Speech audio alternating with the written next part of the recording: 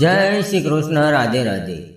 મિત્રો, વૈભવ લક્ષ્મી વ્રત કથા. આ વ્રત દર શુક્રવારે કરવામાં આવે છે.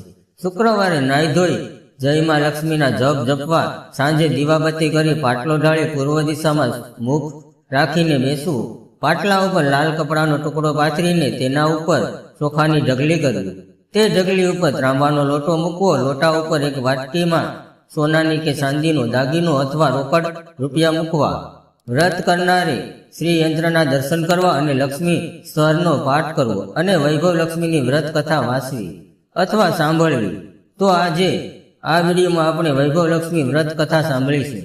પણ કથા શરૂ કરતા પહેલા હું તમને એક રિક્વેસ્ટ કરું છું કે વિડીયોને એક લાઇક અને કોમેન્ટમાં જય લક્ષ્મી માતા અવશ્ય લખી લેજો, જેથી માતા લક્ષ્મીની હંમેશા તમારી ઉપર કૃપા બની રાખે. તો ચાલો આજની કથાનો આરંભ કરીએ. પદ્માવતી નામે એક નગર હતું. અહીં 18 વર્ણના લોકો સુખીપૂર્વક રહેતા હતા. આ નગરમાં એક ધાર્મિક પતિ પત્ની રહેતા હતા. પતિનું નામ મનુ અને પત્નીનું નામ મંજરી. બંને વિનય અને વિવેક હતા. તેમને કોઈ સંતાન હતું નહીં. તેઓ નવરા પડે તે તરત જ પ્રભુ ભજનમાં લાગી જતા. ગરીબ ગુરબાને દાન પુણ્ય અને મદદ પણ કરતા.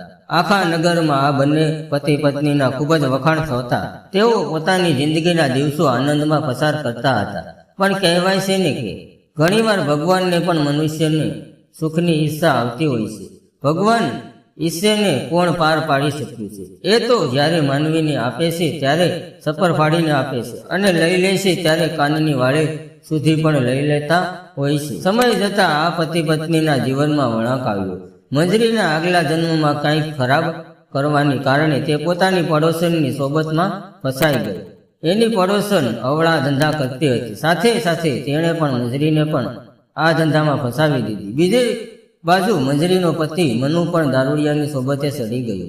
તે પોતાની બધી કમાણી દારૂમાં વેડફવા લાગ્યો. એટલે તેમની હાલત દિવસે ને દિવસે ખરાબ થવા લાગી. સમય જતા મંજરીની કમાણી કરવાનો વારો આવ્યો ને મનુ બધા પૈસા વેડફવા લાગ્યો.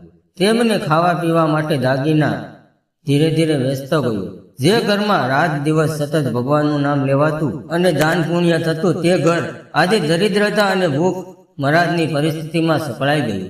જેમ જેમ મંજરીનું રૂપ ઓછું થતું ગયું તેમ તેમ તેના ધંધાની આવક પણ ઘટવા લાગી. તેમને એક તક ભોજનના પણ ફાફા પડવા માંડ્યા ને બંને પતિ પત્ની એકબીજાને ઝઘડવા માંડ્યા. પણ મંજરી સમજુ હતી. એક દિવસ તે વિચાર કરવા બેઠી કે મારા કોઈ ગયા જન્મને કર્મને લીધે હું લપસી પડી, પરંતુ મારે આવું કરવું જોઈતું ન હતું. પણ દુઃખ પછી દુઃખ હરી આવવાનું જ છે.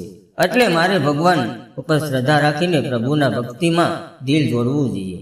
આમ મંજરીએ પોતાના અવળા માર્ગ પરથી પાછી વળી ગયો. હવેથી તે વિચારવા લાગી કે હવળે માર્ગે સડી ગયેલા પોતાના પતિને કેવી રીતે ઠેકાણે લાવવો. તે તો આખો દિવસ જે કાંઈ થોડી ઘણી કમાણી કરતો તે બધી રાત્રે દારૂમાં ઠલવી દેતો.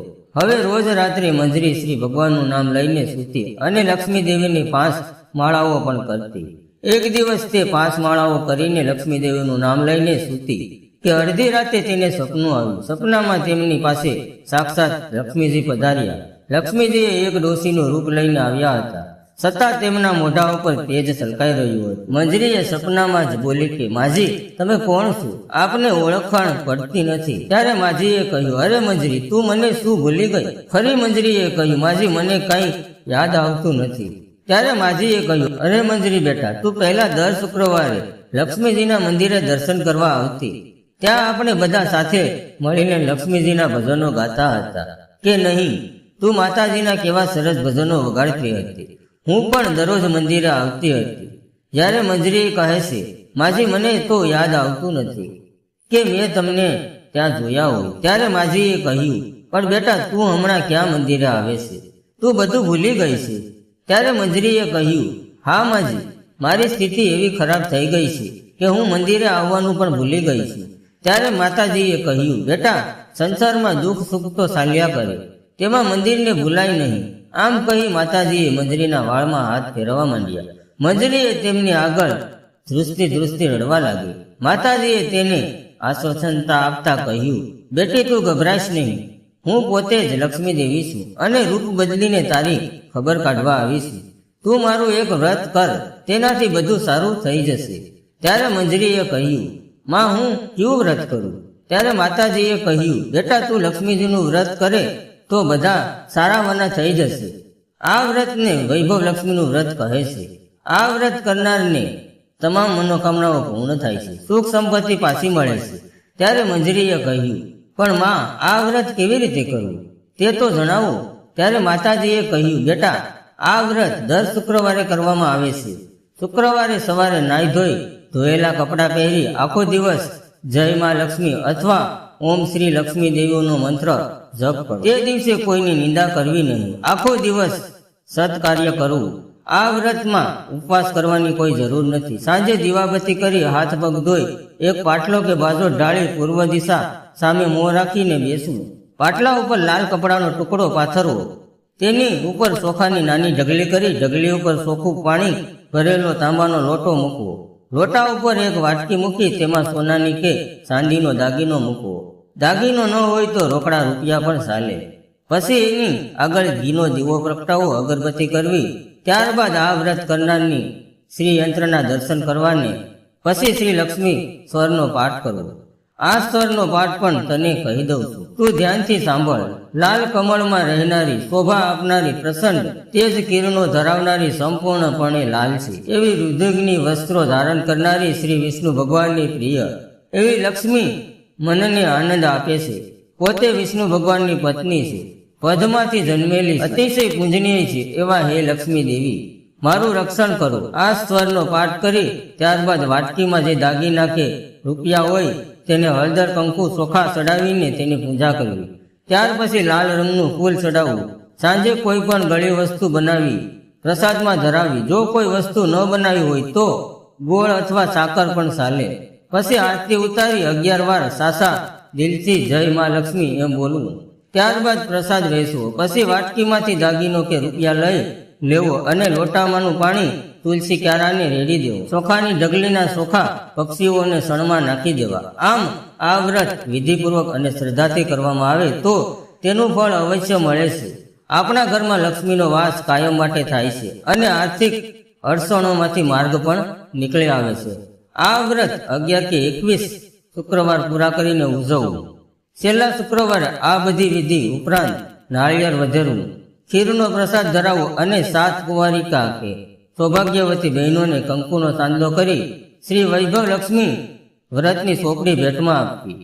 આમ કહી ડોશીમાં સ્વરૂપે આવેલા લક્ષ્મીદેવી અંતર્ધ્યાન થઈ ગયા અને મંજરીએ સવારમાં ઉઠીને સાથે જ નક્કી કરી નાખ્યું કે મારી શ્રી વૈભવ લક્ષ્મીનું વ્રત કરવું છે. પછીના શુક્રવારથી જ મંજરીએ આ વ્રત શરૂ કરી દીધું. સારક શુક્રવાર ગયા કે મંજરીના પતિ મનુની આંખો ઉઘડી ગઈ અને તે ધીમે ધીમે સુધરી ગયો. 7 શુક્રવાર પૂરા થતા ત્યાં તો એ પહેલા જેવો સજ્જન માણસ બની ગયો.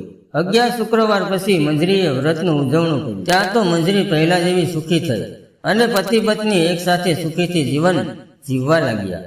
મા લક્ષ્મીની કૃપાથી મનુ અને મંજરી અવળા માર્ગેથી સડેલા પાછા ફર્યા. હે વૈભવ લક્ષ્મીમાં, તમે જેવા મંજરી મનુને ફળ્યા તેવા આ વ્રત કરનાર સૌને ફળજો અને સૌને સુખ શાંતિ આપજો.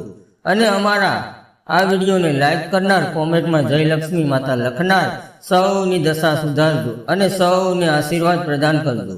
જય લક્ષ્મીમાં. તો મિત્રો, આ હતી વૈભવ લક્ષ્મીમાંની વ્રત કથા, જે તમારે દર શુક્રવારે કરવી જોઈએ. તેમજ આપણા હિન્દુ ધર્મમાં આવતી વ્રતની, તહેવારોની સંપૂર્ણ માહિતી અમારી ચેનલ ઉપર તમને મળી રહેશે. એના માટે અમારી ચેનલને સબસ્ક્રાઇબ જરૂરથી કરી લેજો. ફરી મળીશું આગળની વાર્તા સાથે. ત્યાં સુધી આવજો.